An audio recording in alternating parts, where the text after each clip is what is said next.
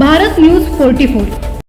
पनवेल महानगरपालिका प्रशासनाच्या कारभाराविरोधात रोडपाली परिसरातील नागरिकांचा संताप आता रस्त्यावर उतरणार आहे. रोडपाली गावातील सेक्टर 16E येथील प्लॉट क्रमांक 91 विकून गावाचा रस्ता बंद करण्यात आल्याचा आरोप करण्यात आला आहे. तसेच सेक्टर 12 मधील म्हससर देवस्थान तलावालगतच्या रहिवासी भागात डम्पिंग ग्राउंड उभारण्याचा घाट प्रशासनाने घातल्याचा आरोपही करण्यात आला आहे. या निर्णयांविरोधात आणि पनवेलकरांच्या विविध प्रलंबित प्रश्नांसाठी येत्या 30 जून रोजी सकाळी 11 वाजता पनवेल महानगरपालिकेवर पक्षविरहित भव्य मोर्चा काढण्यात येणार असल्याची घोषणा माजी महापौर जगदीश गायकवाड, पनवेल काँग्रेस माजी जिल्हाध्यक्ष सुदाम पाटील आणि पनवेल मनपाच्या माजी शिक्षण सभापती विद्या गायकवाड यांनी पत्रकार परिषदेत केली.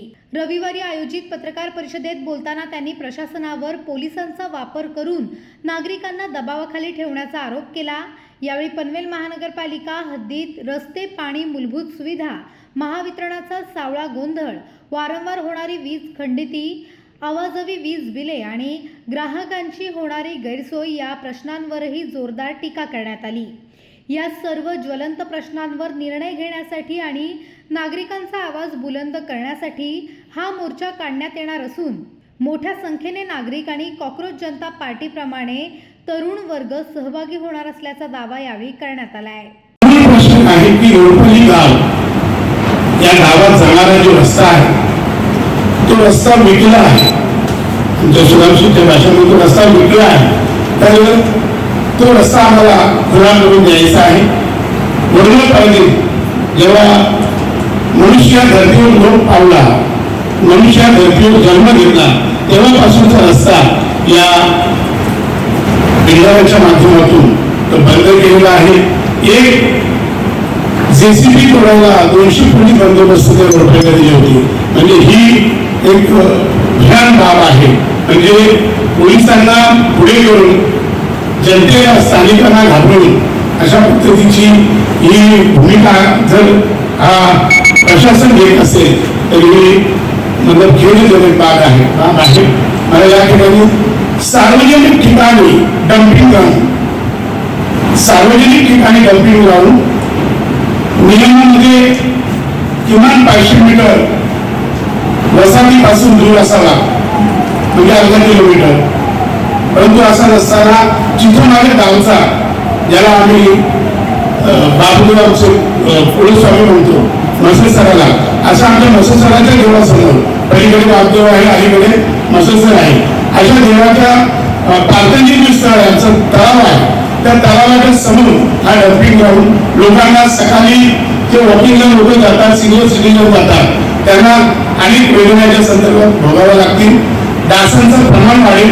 माझ्या कर्मचारी काही पत्रकार आहेत आणि मी हेतू पुरस्कार या सांगणार आहे की तुम्ही देखील आवाज याच्यावरती उठवला पाहिजे आणि सातत्याने आवाज उठवला पाहिजे. हा डम्पिंग ग्राउंड तिथं आल्यामुळे काय होणार, टक्केची परिस्थिती काय झाली आणि हा डम्पिंग ग्राउंड कुणाच्या स्वतःसाठी जवळ छोट्या गाड्या याला भाजप म्हणून लावतात, कॉन्ट्रॅक्टरसाठी, जनतेच्यासाठी की प्रशासनात असलेल्या अधिकाऱ्यांसाठी. पण असा डम्पिंग ग्राउंड या ठिकाणी हटवला पाहिजे, त्याचं आरक्षण रद्द केला पाहिजे. रोडपाली गावातील रस्ता हा खुला करून दिला पाहिजे. पाण्याचे जे प्रश्न आहेत, अनेक वेळा मी सुद्धा सभागृहात बसलेलो आहे, पाणी प्रश्न पेटवलेला मी जरी असला तरी पुरेसं पाणी आज नाहीये. आज कळंबोली, कामोटे, खारघर, ओळखला किती प्रमाणात मी तुम्हाला माहिती आहे. पण काही पाण्याच्या ज्या टंचाई आहेत त्या संदर्भात नियोजन नाही, पण CCOC पहिला दिली जाते. आज बिल्डरांनी CCOC पहिला दिली, पाण्याचं नियोजन नाही. आणि अशा परिस्थितीत पनवेलकरांनी करायचं काय? जे काहीतरी चायनल आहे, पनवेलकर काहीतरी कर, तर पनवेलकरांनी काहीतरी करावं अशी माझी विनंती आहे. म्हणून या सगळ्या समस्या घेऊन आज समस्या अनेक आहेत, समस्यांना उत्तर नाही, समस्यांना उत्तर देण्याची कृती दाखवली जाते. म्हणून पनवेल महानगरपालिकेच्या या प्रशासनाला जनतेची ताकद काय आहे ही दाखवण्याची वेळ आज आलेली आहे. आणि येत्या मंगळवार दिनांक 30 जून रोजी हा भव्य मोर्चा काढण्याचं आयोजन आपण केलेलं आहे.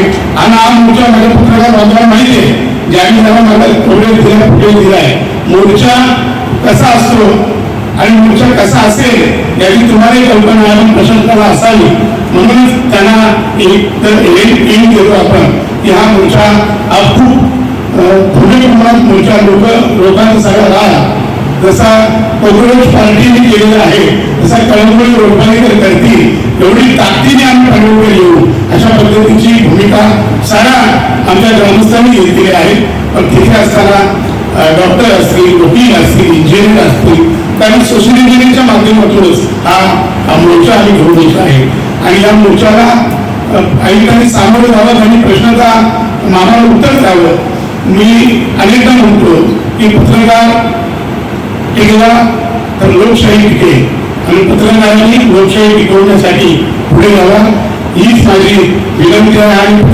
भारत न्यूज 44 साठी भूषण साळुंखे पनवेल. अशाच नवनवीन अपडेटसाठी बघत रहा भारत न्यूज 44.